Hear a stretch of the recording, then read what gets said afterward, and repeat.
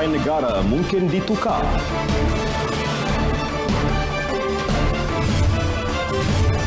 Tiada keperluan mendesak bina HSR.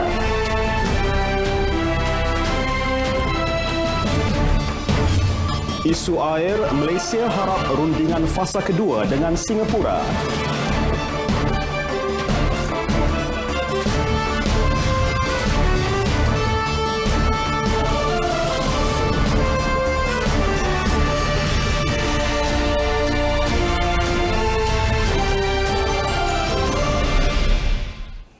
Assalamualaikum, salam sejahtera. Saya Fatil Hidayat Ghazali. Dan saya Farhatul Aisyati Osman. Sistem percukaian negara mungkin ditukar bagi menggalakkan penggunaan produk tempatan. Tegas Perdana Menteri Tun Dr. Mahathir Mohamad, perkara itu akan dipertimbang kerajaan. Beliau berpendapat dasar kerajaan ketika ini dilihat lebih menggalakkan import berbanding ekspor. We are not even serving our own country. So we will need to change the policy of the government. And this may involve replanning the taxation for particular industries so that more products will be produced locally and we will reduce imports. However, that can be a government policy. We can reduce the taxes, but we can't force the people to buy local things. Dalam sesi soal jawab selepas merasmikan pembukaan pameran Technomart Rail 2019 di Cyberjaya, Perdana Menteri turut menegur sikap segelintir rakyat Malaysia yang memandang rendah terhadap pencapaian negara sendiri, contohnya seperti pembuatan kereta nasional. Malaysians look down upon their own achievements. If you make a car in Malaysia, it must be worse than the imported cars. So you buy imported cars, lots of money go out, and we become actually poorer. But we have the skills not only to build trains, even airplanes are being built in Malaysia, parts of them. So our capacity is there as well. So, Beliau mahu rakyat Malaysia mencontohi sikap rakyat Jepun dan Korea yang cenderung membeli produk keluaran tempatan. Katanya jika pengguna memilih produk tempatan, lama-kelamaan kualiti produk akan menjadi lebih baik dan kebergantungan rakyat terhadap produk import dapat dikurangkan. Sebaliknya, jika rakyat tidak menyokong produk tempatan dan berterusan membeli barangan import, justru tiada peluang bagi produk Malaysia untuk sampai ke standard antarabangsa. Dalam perkembangan lain, Tun Dr. Mahathir menegaskan tiada keperluan mendesak untuk kereta api berkelajuan tinggi HSR dibina di Malaysia buat masa ini. Fokus utama Kerajaan Pakatan Harapan PH ialah untuk meningkatkan jaringan sistem kereta api menerusi teknologi elektrik dan penggunaan landasan berkembar. To straighten the line, the train has to slow down when taking curves, and that slows down the train. But if the line is straightened, you can increase the speed to the maximum speed capable by the particular train. The ERL, the railway line between KL and KLIA, is a fast train. It can go up to 160 kilometers an hour. But the distance, of course, very short. It becomes more like a rapid transit train. Tambah Perdana Menteri, pengujudan HSR bagi menghubungkan Johor Bahru dengan Pulau Pinang selain pemanjangan landasan sehingga ke sempadan Thailand dalam pertimbangan kerajaan untuk dilaksana pada masa depan. Sementara itu, cadangan melibatkan HSR ketika ini hanya dibincangkan bersama Singapura susulan penggantungan projek itu sejak September tahun lalu sehingga Mei tahun depan. No, for the time being, we are not going to build. We ask for 2 years before we begin to talk again about the HSR. At the moment, we have not given out any contract, but we have to compensate Singapore. Kerajaan membayar kos penangguhan berjumlah 45 juta ringgit kepada Singapura. Pada 5 September lepas, Singapura bersetuju menggantung pembinaan projek HSR susulan permohonan Malaysia. Keputusan menyemak semula dan meneruskan projek ECRL membuktikan kerajaan PH mementingkan integriti, amalan tadbir urus baik dan telus. Bagi Menteri Hal Ehwal Ekonomi Datuk Seri Muhammad Azmin Ali, langkah itu diambil kerajaan yang bertanggungjawab dalam memelihara kepentingan rakyat. Menyatakannya dalam kenyataan media hari ini, beliau menjelaskan pembatalan laluan Permatang Kuartza di Gombak sepanjang 18 km juga bukti faktor penjimatan diambil kira. Pada masa sama menyelamatkan permatang itu yang berada dalam senarai tentatif warisan dunia UNESCO. Kerajaan turut mengambil kira bantahan penduduk tempatan memandangkan cadangan jajaran asal ECRL akan melalui kawasan hutan simpan, kampung tradisi, kawasan komersial dan kawasan perumahan. Keputusan Kerajaan Persekutuan meneruskan projek ECRL turut disambut baik Kerajaan Negeri Terengganu. Menteri Besar Dr. Ahmad Samsuri Mokhtar yakin projek itu mampu merancangkan pertumbuhan ekonomi dan memberi impak positif kepada sosial penduduk setempat. Menurut beliau, kewujudan 6 stesen ECRL di negeri itu juga mampu menjadi pemangkin ekonomi kepada penduduk di sekitarnya.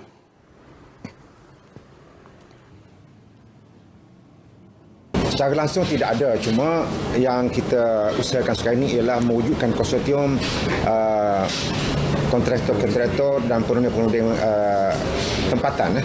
Tempatan maksudnya negeri Terengganu lah. Supaya kita bagaimana kita nak facilitate, kita nak bantu mereka supaya mereka ini boleh terlibat dalam aktiviti ekonomi pembinaan ECRL. Syarikat kontraktor tempatan dan GLC di Terengganu perlu merebut peluang menjadi antara penyumbang 40% penyertaan kontraktor tempatan dalam konsesi itu. ECRL juga satu inisiatif kerajaan untuk merapatkan jurang pendapatan isi rumah rakyat Pantai Timur dengan negeri-negeri membangun seperti di Kuala Lumpur, Pulau Pinang dan Johor. Ya, ini kerana mengimbangi jurang antara bandar dan luar bandar penting bagi membangunkan ekonomi negara. Vimala Kasturi Virasami ada butirannya.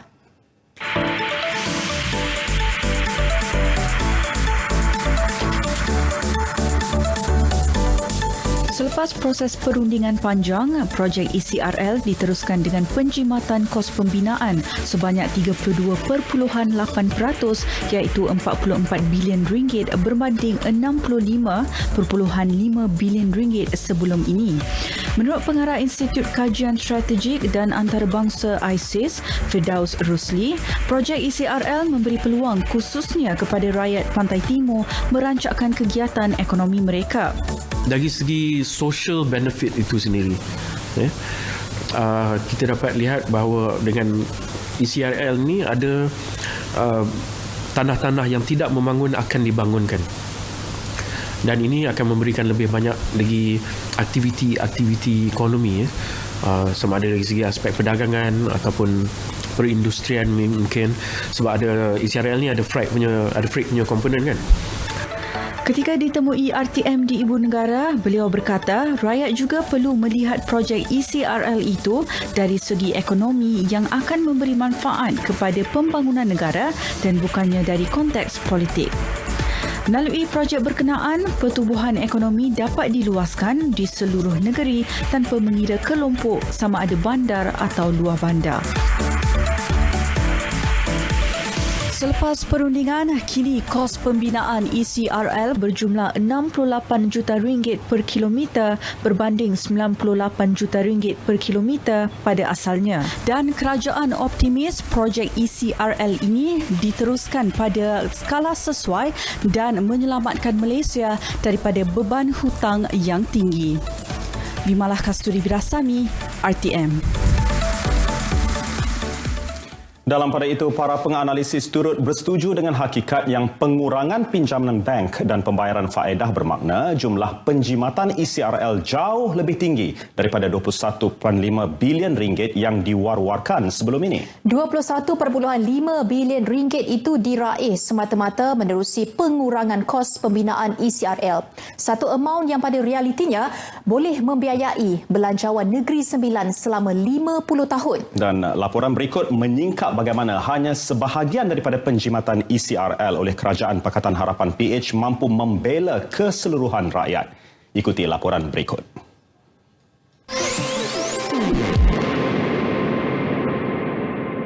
Kuala Lumpur dan Beijing akhirnya bersetuju untuk melaksanakan ECRL pada kos yang jauh lebih murah berbanding apa yang dipersetujui oleh Kerajaan Lama Pimpinan Barisan Nasional. Pada 12 April lalu, Malaysia Rail Link Sendirian Berhad MRL dan China Communications Construction Company Limited CCCC menandatangani perjanjian tambahan yang membuka jalan kepada pelaksanaan ECRL dengan kos hanya 44 bilion ringgit berbanding 65.5 bilion ringgit, iaitu penjimatan sebanyak 21.5 bilion ringgit. Dengan adanya pengurangan 22 bilion ini, pengurangan itu boleh dilaburkan di area yang lain. Kan, education, perumahan, rumah rendah, rumah murah yang kita boleh buat, hospital, macam-macam lagi yang kita boleh dibuat. Dan sekiranya managing of the fund yang dah dikurangkan itu, dia akan memberikan negara kita untuk bergerak lebih maju lagi dalam masa 5-10 tahun akan datang. Penjimatan sebanyak 21.5 bilion ringgit adalah satu jumlah yang amat besar.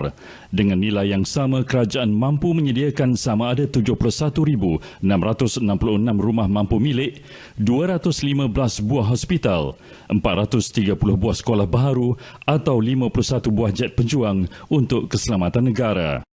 Projek asalnya kita misalnya 66 bilion memerlukan kos pembiayaan kalau pada kadar 5% setahun pun maknanya lebih kurang 3 bilion satu tahun perlu dibelanjakan hanya untuk membayar kos pembiayaan.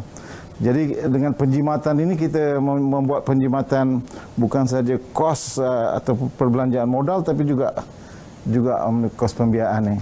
Perjanjian tambahan ini menyaksikan ECRL dibangunkan dengan jajaran sepanjang 640 km meliputi Kelantan, Terengganu, Pahang, Negeri Sembilan, Selangor serta Putrajaya. Ianya bermula di Kota Baru, Kelantan dan berakhir di Pelabuhan Kelang, Selangor. Kalau nak balik kampung dalam masa 8 jam dengan ada ECRL ni mungkin saya boleh balik dalam 4 atau 5 jam. Selalunya mungkin selama ni saya balik Kelantan tu sebulan sekali. Tapi ni saya boleh kerak balik mungkin 2 minggu sekali ataupun seminggu sekali.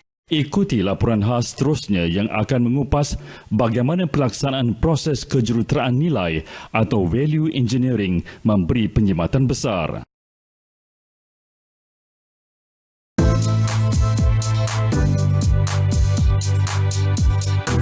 CCCC has agreed to refund part of the 3.1 billion advance payment paid for Phase 2, double tracking and the northern extension under the original contract.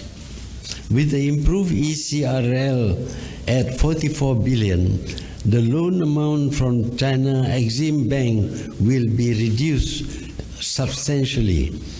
The reduced amount is still being negotiated with China Exim Bank, and we foresee that this will result in lessening the financial burden of the government in terms of the principal repayment amount, total interest costs, and also other fees.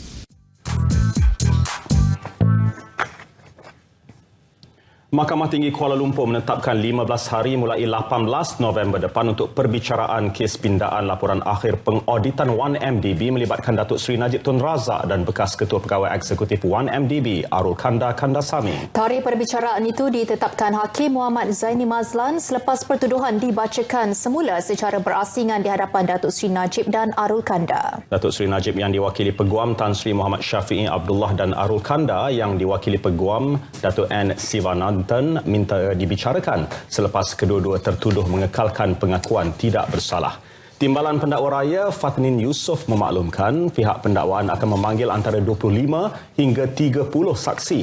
Pada 12 Disember 2018, Datuk Seri Najib didakwa atas pertuduhan menggunakan jawatannya dengan mengarahkan supaya laporan akhir pengauditan 1MDB dipinda sebelum dibentang kepada Jawatankuasa Kira-kira Wang Negara PAC bagi mengelak sebarang tindakan terhadapnya.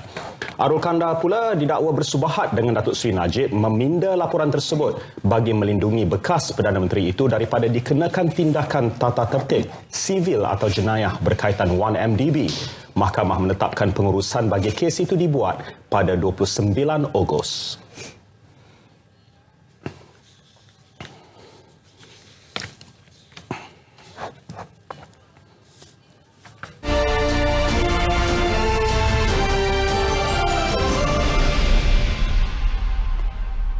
Bagi kes itu dibuat pada 29 Ogos.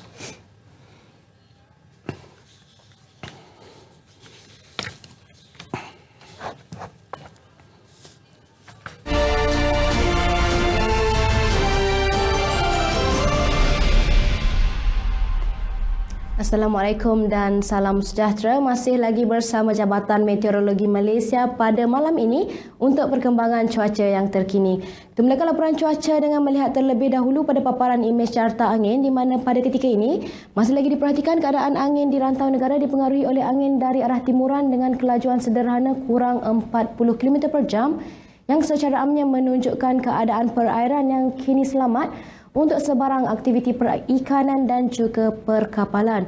Merujuk pada paparan imej gemar radar semasa pula, menunjukkan hujan lebat dan debut petir yang berlaku di sekitar bahagian negeri Johor ketika sejak dari petang tadi, kini sudah mula bergerak ke arah barat dan dijangka akan beransur reda dalam tempoh 1 ke 2 jam sahaja lagi. Manakala untuk negeri Sabah dan Sarawak pula, hujan lebat dan debut petir ketika ini lebih tertumpu melibatkan bahagian utara negeri Sarawak yang juga dijangka akan beransur reda dalam tempoh sedikit masa sahaja lagi. Baik, untuk anda yang ingin mengetahui tentang keadaan cuaca pada hari esok pula, Jabatan Meteorologi Malaysia menjangkakan buat masa untuk pagi esok tiada hujan dicerap di hampir ke semua negeri di Semenanjung. Walau bagaimanapun untuk negeri Sarawak pula, hujan lebat dan debut petir masih lagi dijangka boleh berlaku melibatkan bahagian barat negeri Sarawak. Baik, ini sahaja ramalan cuaca yang dapat saya kongsikan pada malam ini. Berikut pula merupakan ramalan cuaca bagi bandar-bandar utama di seluruh Malaysia untuk sepanjang pagi esok. Sekian dahulu dari Jabatan Meteorologi Malaysia. Saya Atika Marziah. Assalamualaikum dan salam sejahtera.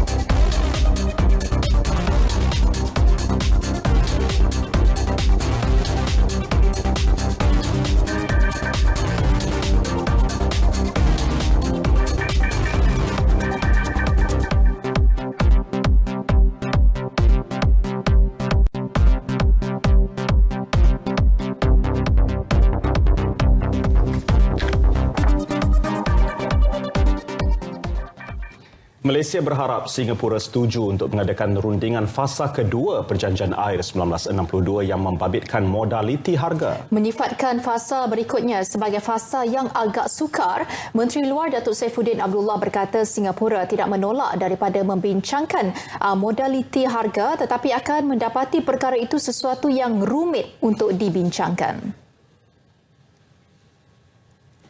If talks and negotiations cannot work, then we may have to go to the other stage, which is to go to international arbitration. But arbitration means both sides have to agree lah. Beliau menegaskan demikian selepas merasmikan seminar antarabangsa mengenai isu global di Universiti Teknologi Malaysia Skudai. Datuk Saifuddin ditanya tentang bagaimana proses timbang tara akan berkesan berikutan Malaysia dan Singapura sedang mempertimbang timbang tara sebagai cara untuk menyelesaikan isu air yang lama tertangguh antara kedua-dua negara. Penyelesaian menerusi proses timbang tara dipersetujui pada permukiman pemimpin Malaysia Singapura ke-9 di Putrajaya minggu lalu. Perjanjian yang tamat pada 2061 itu menyatakan Singapura boleh mengeluarkan 250 juta galen air mentah sehari dari Sungai Johor pada kadar 3 sen setiap 1,000 galen. Manakala Johor membeli semula air terawat daripada Singapura pada harga 50 sen bagi setiap 1,000 galen. Kekalahan parti pemerintah pada pilihan raya kecil tidak mengubah kerajaan yang mentadbir negara. Mengulas keputusan PRK Dun Rantau Sabtu lalu yang tidak menyebelahi Pakatan Harapan PH, pengerusinya Tun Dr. Mahathir Mohamad berkata secara realitinya pada waktu-waktu tertentu parti kerajaan menjadi kurang popular pada pilihan raya kecil disebabkan hakikat yang ia parti pemerintah. The government they know will whatever happens in the election, whether the government party wins or not, the government remains the same. Except of course, and in negeri, I think the government is still the Pakatan Harapan. Perkembangan inkuas kematian anggota bomba dan penyelamat Muhammad Adik Muhammad Kasim. Hari ini saksi ke-29 iaitu bekas pakar perunding kanan forensik dan patologi Hospital Chancellor Tuanku Mukhriz, Profesor Dr. Shahrum Abdul Wahid memberikan keterangan. Beliau merupakan individu yang dipertanggungjawabkan memeriksa pakaian seragam yang dipakai Allahyarham ketika kejadian pada awal pagi 27 November lalu. Profesor Dr. Shahrum memberitahu Mahkamah Coroner berdasarkan pemeriksaan terhadap baju Allahyarham, mangsa diseret dan bukti itu terdapat pada bahagian belakang pakaian seragam yang dipakai Allahyarham. Beliau menyatakan ada kotoran dan kesan seretan ditambah fabrik juga berbulu-bulu dan ada benang jahitan putus pada pakaian itu. Saksi ke-29 itu berkata Muhammad Adik mungkin berada dalam keadaan separa sedar ketika diseret selepas ditarik keluar dari van unit bantuan perkhidmatan kecemasan. Terdahulu sebelum prosiding bermula, Peguam Kementerian Perumahan dan Kerajaan Tempatan serta Jabatan Bomba Shazlin Mansor mencadangkan supaya pakar perubatan forensik Hospital Kuala Lumpur Dr. Ahmad Hafizam Hasmi tidak duduk bersama barisan pegawai pengendali inkuas di Galeri Awam. Namun, Coroner Rofiah Muhammad membenarkan Dr. Ahmad Hafizam yang juga saksi ke-24 inkuas untuk duduk bersama pegawai pengendali inkuas dalam prosiding itu. Pelaksanaan teknologi mudah alih generasi kelima 5G akan dilaksana di negara ini selepas laporan ujian kepantasan 5G yang disediakan Suruhanjaya Komunikasi dan Multimedia Malaysia SKMM diteliti kerajaan akhir tahun ini. Jelas Menteri Komunikasi dan Multimedia Gobing Sindio, kajian laporan berkenaan mengambil kira pelbagai aspek khususnya kemudahan infrastruktur sedia ada.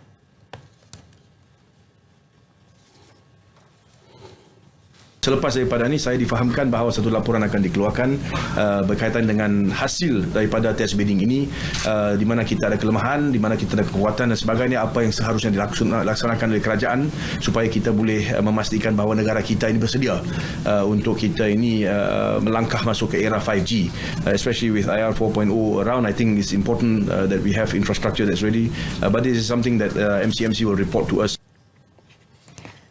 Meski negara kita bersedia menerima teknologi 5G, pihak kementerian perlu memperhalus dan menyelesaikan masalah kelemahan liputan khususnya di kawasan luar bandar. Gobin memaklumkannya ketika melawat persiapan pameran teknologi 5G di Putrajaya. 11 syarikat telekomunikasi dan teknologi mudah alih tempatan dan antarabangsa menyertai pameran yang akan berlangsung mulai 18 hingga 21 April ini. Perasmian pameran bakal disempurnakan Perdana Menteri Tun Dr. Mahathir Mohamad.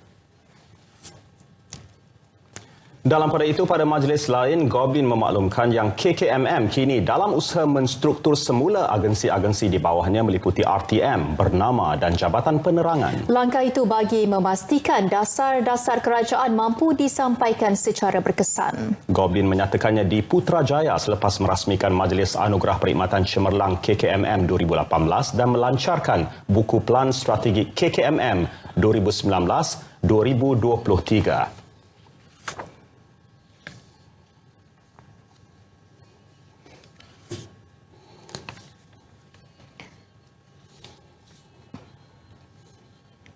Doing our best as far as the government is concerned, KKMM is concerned. We are in the process of restructuring penerangan. We are also in the process of trying to improve services in RTM and Bernama. I think you can see some improvements made in the last couple of months. But this is something that will take time.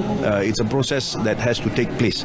At the end of the day, I think we have done well, and I think there's a lot more to do. We can improve, and we'll endeavour to do our best to improve in the months to come. Beliau mengulas kenyataan Setiausaha Pemuda PKR Ahmad Syukri Cik Abdul Razak semalam yang mengharapkan kerajaan merancakkan komunikasi dengan rakyat pasca PRK Cameron Highlands, Semenyih dan Rantau.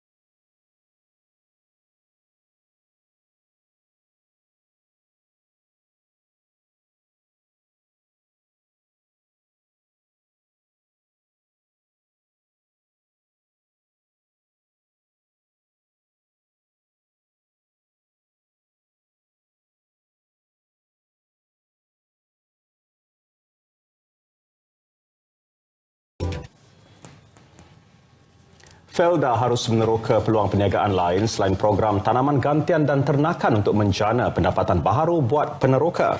Langkah mempelbagai sumber pendapatan peneroka ini sejajar model Felda baharu yang sekaligus mengurangkan kebergantungan terhadap komoditi kelapa sawit dan getah. Bagi penganalisis ekonomi Dr. Yusof Syari, pembangunan perusahaan kecil dan sederhana PKS di setiap wilayah Felda wajar diperkasa dalam memanfaatkan sepenuhnya komuniti Felda yang lebih besar. Kelebihan kuasa beli dan tenaga kerja dimiliki Felda mampu mewujudkan ekosistem perniagaannya sendiri. Sudah tiba masanya untuk kita fully maximize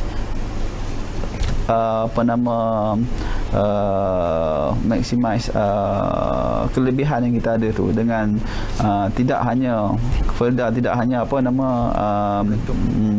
fokus pada minyak sawit saja, fokuslah pada benda perusahaan yang lain pada SME, contohnya menyediakan berkaitan dengan makanan dan minuman yang mana dikeluarkan oleh Felda sendiri. Benda tu kita tak nampak. Dan sekarang ni yang banyak buat benda tu adalah syarikat-syarikat besar-besar, gergasi, dan mereka yang mengawal pasaran. Kenapa tidaknya ada produk yang kita dibuat oleh orang kita sendiri, dari Felda sendiri, anak Felda sendiri, kan? Itu yang lebih baik bagi saya. Cabang perniagaan yang boleh diterokai termasuk sektor perkhidmatan dan pelancongan. Apa salahnya kalau Felda boleh memajukan dengan buat educational tourism pelancongan berbentuk pendidikan yang mana masih belum terlalu rendah kadarnya di Malaysia ni, boleh dibangunkan. Tunjukkan dekat generasi-generasi sekarang macam mana orang Felda dulu-dulunya cop sawit, tanam sawit, toreh getah, biar mereka ada experience. Dengan mempelbagai sumber pendapatan baharu, langkah itu turut menjamin kelangsungan hidup peneroka yang terkesan dengan ketidaktentuan pasaran komoditi dunia.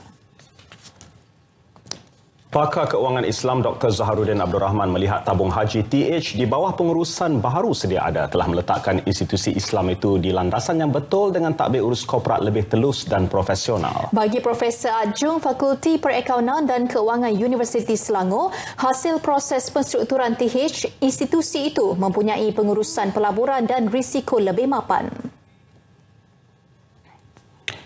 Menurut beliau, melalui perkembangan positif hasil kawal selia Bank Negara dan tanpa campur tangan politik juga mampu melonjakkan kembali TH sebagai institusi umat Islam di Segani.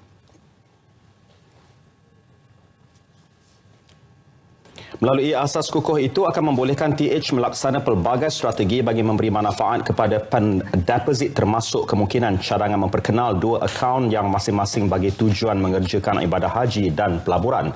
Pelan penyusunan semula yang selesai pada 31 Disember lepas bagi mengukuhkan semula prestasi keuangan syarikat telah membuahkan hasil dengan menyaksikan TH menjalankan satu program pemulihan dan penyusunan semula aset tidak berdaya saing. Aset-aset tersebut telah dipindahkan ke syarikat tujuan khas milik penuh kerajaan urus harta jemaah Sdn Bhd pada harga RM19.9 bilion dalam bentuk dua sukuk.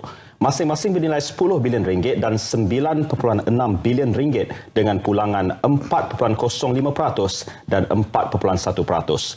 Melalui langkah itu, TH berjaya memperoleh lebihan aset RM1 bilion selepas mencatat jumlah aset RM76.5 bilion berbanding jumlah tanggungan RM75.5 bilion.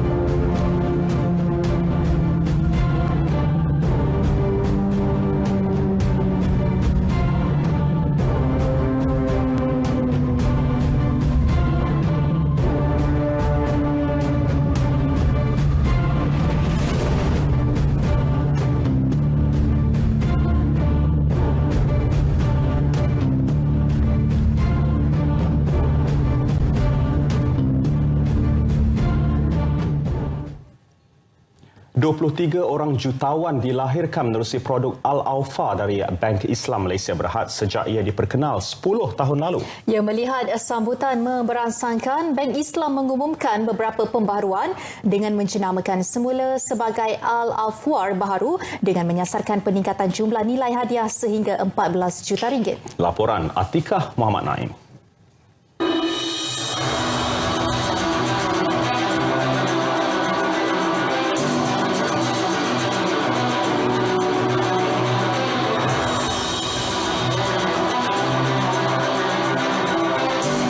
Mac 2009, Bank Islam telah mencipta sejarah dalam industri perbankan Islam yang telah pun menjadi perintis kepada produk inovatif pelaburan Al-Awfa yang pertama seumpamanya dengan tawaran hadiah yang menarik. Dan ia merupakan pelaburan yang berisiko rendah yang berkonsepkan mudarabah yang mana Al-Awfa ini akan dilaburkan dalam portfolio pembiayaan perumahan dan juga aset tetap bagi meneruskan konsep pelaburan yang sentiasa kukuh.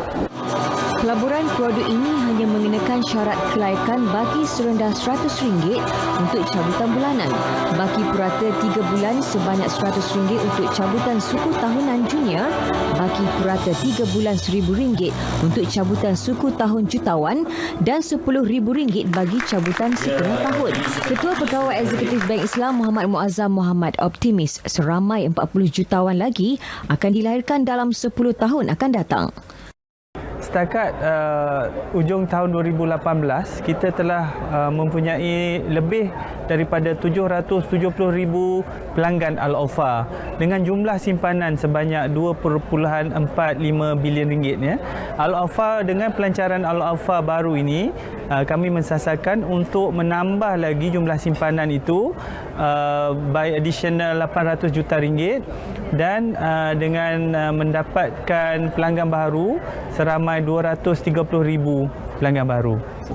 Bank Islam juga masih meneruskan kempen Jom Pindah Gaji sehingga Disember tahun ini dengan tawaran jumlah nilai wang tunai RM100,000 kepada 13 pemenang setiap bulan.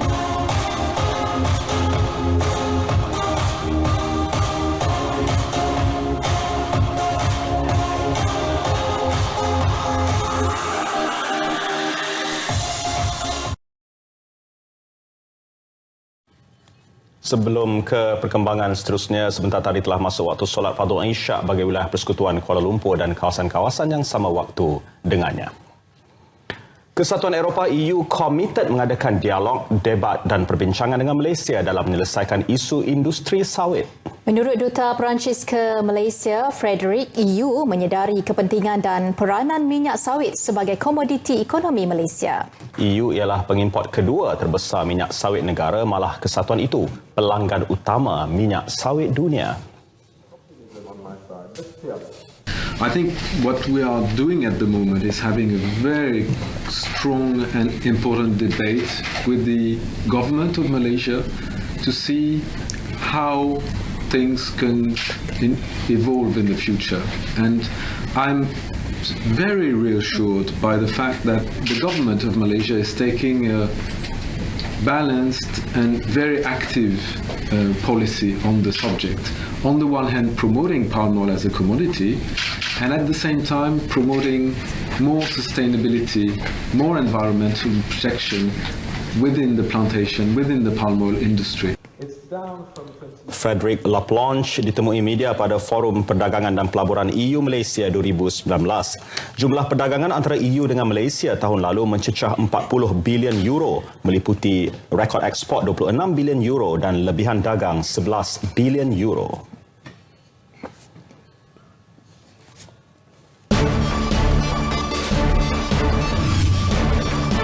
Ismail dan Amy Kwan antara calon pilihan ASN 2018. Peluang Arsenal tempatkan diri di kelompok 4 teratas semakin cerah.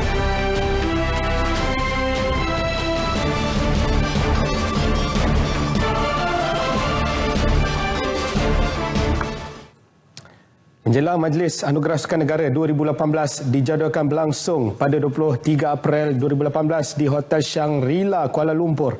Menurut Ketua Pengarah Majlis Sukan Negara MSN, Dato' Ahmad Syafawi Ismail, Sukan Asia Jakarta Palembang 2018 dan Sukan Commonwealth 2018 menjadi asas pemilihan calon bagi semua kategori yang dipertandingkan. Dalam pada itu, jagoh bowling 10 pin negara Rafiq Ismail dan Ratu Jim Rama negara Amy Kwan merupakan antara calon pilihan untuk merangkul anugerah olahragawan dan olahragawati bagi tahun ini. Dan kita telah pun menyenarai pendek dan juga memilih pemenang-pemenang bagi setiap kategori yang dipertandingkan dan sudah tentunya akan diumumkan pada hari Majlis Anugerah Sukan Negara tersebut. Untuk Anugerah 2018 kita menjurus kepada asas pemilihan di antaranya ialah Sukan Asia dan Sukan Commonwealth 2018 selain daripada kejohanan-kejohanan dunia yang telah berjaya dicapai oleh atlet negara. Secara amnya kita looking forward untuk Anugerah Sukan Negara 2018 berdasarkan prestasi cemerlang yang ditunjukkan oleh atlet negara pada tahun lalu. Beliau berkata demikian ketika ditemui selepas mesyuarat jawatan kuasa pemilihan Anugerah Sukan Negara 2018. Difahamkan atlet terbaik Anugerah Persatuan Penulis Sukan Malaysia Sam Rafiq baru-baru ini akan menjadi saingan hebat bagi jagoh track negara Azizul Hasni Awang yang memenangi Anugerah Sukan Negara 2017 tahun lalu. Atlet muda berusia 22 tahun itu melakar kejayaan sepanjang tahun lalu dengan meraih pingat emas dalam acara perseorangan kejohanan bowling lelaki dunia 2018 di Hong Kong. 1 pingat emas dan 1 pingat perak masing-masing dalam acara Masters dan trio lelaki dalam Sukan Asia Indonesia 2018. Sementara itu, Ratu Jim Rama negara Amy Kwan pula meraih pingat emas acara Rayburn individu dalam Sukan Commonwealth Gold Coast tahun lalu. Sebanyak 11 kategori akan dipertandingkan dengan hadiah keseluruhannya. Bagi semua kategori, wang tunai sebanyak RM130,000 serta piala pusingan, piala iringan dan sijil. Seri Paduka Baginda Yang di-Pertuan Agong Al-Sultan Abdullah Riayatuddin Al-Mustafa Billah Shah dan Raja Permaisuri Agong Tunku Azizah Aminah Maimunah Iskandariah berkenan mencemaduli sebagai tetamu kehormat di Majlis Gilang Gemilang itu nanti. Majlis Anugerah Sukan Negara 2018 turut akan disiarkan secara langsung pada 23 April 9.30 malam di TV1. Dalam perkembangan lain, Ratu Karate Negara Shakila Salni Jeffrey Krishnan masih menjadi sandaran utama bagi acara komite kategori bawah 55 kg Sukan Olimpik Tokyo 2020 walaupun beliau telah terlepas beberapa kejohanan kelayakan baru-baru ini akibat isu berat badan. Jelas Ketua Pengarah Majlis Sukan Negara MSN, Datuk Ahmad Syafawi Ismail bahawa peluangnya masih lagi cerah dan satu modul latihan agresif akan disediakan bagi Shakila untuk membantu beliau menurunkan berat badannya. Kita masih cuba, masih belum putus harap lagi dan kita telah pun berbincang dengan Shakila dan beliau juga masih lagi bersungguh-sungguh untuk mencuba nasib beliau dan kita tahu bahawa peluang beliau amat cerah sekiranya beliau mampu conditionkan badan beliau, fizikal beliau kepada 55 kg ke bawah. Dia yakin dia masih ingin nak mencuba dan sebagai badan yang menyelaraskan perkara ini, kita akan cuba membantu. That's our job, whoever they are. So that's our job. Tugas kita dari Shakila is one of the athlete yang perlu dibantu sekarang. Beliau turut berkata Shakila masih di bawah pemantauan ketat Institut Sukan Negara ASN dalam usaha membantu atlet tersebut daripada sudut diet yang ideal bagi mengembalikan semula berat badan bawah 55 kg. 5 pemain negara bawah 15 tahun bakal dipilih untuk mewakili pasukan impian ASEAN ke Akademi Bola Sepak Cerezo Osaka Ogos depan. Pemilihan ini bakal diadakan pada 22 Jun di Kompleks Sukan Tuanku Najihah di Universiti Sains Islam Malaysia USIM Negeri Sembilan. Jelas Presiden Kelab Cerezo Osaka Hiroaki Miroshima, pemilihan ini merupakan kali kedua diadakan sejak diperkenalkan pada 2018 dengan sambutan menggalakkan. そうですね、こうやってね、なかなか、見れない選手たちというのも、こういうプロジェクトをすることで、本当こういろんなセレッソもそうですし、J リーグのいろんなチームもやっぱここに注目をするという中で、マレーシアのその選手たちというものがまたこうやって J リーグで、その後このプロジェクトに参加した、子どもたちが、J リーグで活躍する、またセレッソで、そういったね、セレッソも今 J1、J3 と、そういう、活躍の場っていうのもありますから。Dijangkakan 100 pemain dari 30 akademi seluruh negara akan menghadiri pemilihan musim kedua itu. Seterusnya 5 pemain mewakili negara masing-masing berpeluang menimba dan memperkembangkan bakat mereka atau beraksi di Liga Negara Matahari Terbit itu suatu hari nanti. Miroshima ditemui selepas pelancaran sidang media kolaborasi Cerezo Osaka, TV Osaka dan Yakult di hotel terkemuka di Petaling Jaya. Dalam pada itu, pengarah urusan Yakult Malaysia Sdn Bhd Hiroshi Hamada berkata, program musim kedua ini mampu melahirkan pemain seperti Hadi Fayat yang mewakili Fagiano Okayama di Liga Profesional Jepun yang mengikat kontrak setahun pada bulan Disember lalu. 去年12月に契約したハディファイアットですね、J リーグのセカンドディビジョンのファジアの岡山、この彼のサポートと同じように今後もマレーシアの若い選手たちをサポートしていきたいと思ってまして、でこの Okey, buat diri saya dan juga anda semua, jagalah berat badan. Dan okey, untuk seterusnya kita bersama dengan Fatil dan juga Fatul, silakan. Baru sebut tentang jaga berat badan, ini cerita makan. Itu masalah dia. Kira-kira 31 delegasi media dalam dan luar negara menyertai program jelajah media Eat Travel Ride Selangor International Culinary Adventure 2019. Ya, program selama 4 hari itu yang bermula semalam diadakan di sekitar Hulu Langat bermula Pekan Beranang hingga Pekan Batu 14. Sepanjang program, peserta akan merasai dan menimba pengalaman dalam penyediaan keunikan juadah etnik Minang dan Kerinci. Menurut Esko Kebudayaan dan Pelancongan, Peradaban Melayu dan Warisan Datuk Abdul Rashid Asari, program itu bertujuan membantu kerajaan negeri tersebut dalam mempromosikan keunikan Selangor daripada aspek pelancongan makanan. Tujuan utama kita mengadakan program ini supaya daripada kita mengadakan persembahan, memperkenalkan makanan-makanan. Ini adalah salah satu cara untuk kita mempromosikan Negeri Selangor sebagai satu pusat pelancongan yang terbaik di Malaysia ini. Seperti saya kata tadi, pada tahun 2018, Selangor telah diberikan award oleh Tourism Malaysia sebagai the best destination of tourists in Malaysia. Datuk Abdul Rashid menyatakannya selepas merasmikan program berkenaan di Hulu Langat. Turut hadir timbalan Ketua Pengarah Penyiaran Strategik Nur Yahati Awang dan Pengarah Penyiaran Selangor Sarimah Abu Bakar. Ya, paparan itu menutup Nasional 8 bagi memberi laluan kepada Majlis Tilawah dan Menghafaz Al-Quran peringkat antarabangsa ke-61. Layari Facebook Berita RTM dan YouTube rasmi Berita Nasional RTM untuk mendapatkan pelbagai info menarik. Assalamualaikum. Dan salam sejahtera.